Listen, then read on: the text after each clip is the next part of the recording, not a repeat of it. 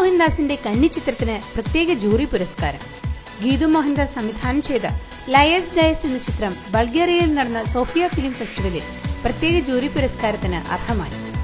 4 രാജ്യങ്ങളിൽ നിന്നായി 212 ചിത്രങ്ങളാണ് ചലച്ചിത്രോത്സവത്തിൽ പങ്കെടുത്തത്. ചൈനീസ് അതിർത്തിയിലെ ചിസ്കുൽ എന്ന മലയോര ഗ്രാമത്തെ പശ്ചാത്തലമാക്കിയുള്ള ലയേഴ്സ് ഡയസ് ഗീതുവിന്റെ ആദ്യത്തെ ഫീച്ചർ സിനിമയാണ്. ബോളിവുഡ് നടൻ നവാസുദ്ദീൻ സിദ്ദിഖിയും ഗീതാഞ്ജലി ധാപ്പയുമാണ് ചിത്രത്തിൽ പ്രധാന വേഷങ്ങളിൽ അഭിനയിച്ചിരിക്കുന്നത്. സൺഡാൻസ് അന്താരാഷ്ട്ര ചലച്ചിത്രോത്സവത്തിലെ മത്സര വിഭാഗത്തിലേക്കും ചിത്രം തിരഞ്ഞെടുക്കപ്പെട്ടിരിക്കുന്നു. സൺഡാൻസിൽ മത്സര വിഭാഗത്തിൽ പ്രദർശിപ്പിച്ച ഏക ഇന്ത്യൻ ചിത്രമായിരുന്നു ലയേഴ്സ് ഡയസ്. ഗീതുവിന്റെ ഭർത്താവും പ്രമുഖ ഛായാഗ്രഹകനുമായ രാജീവ് രവിയാണ് ചിത്രത്തിന്റെ ക്യാമറ ചലിപ്പിച്ചിരിക്കുന്നത്.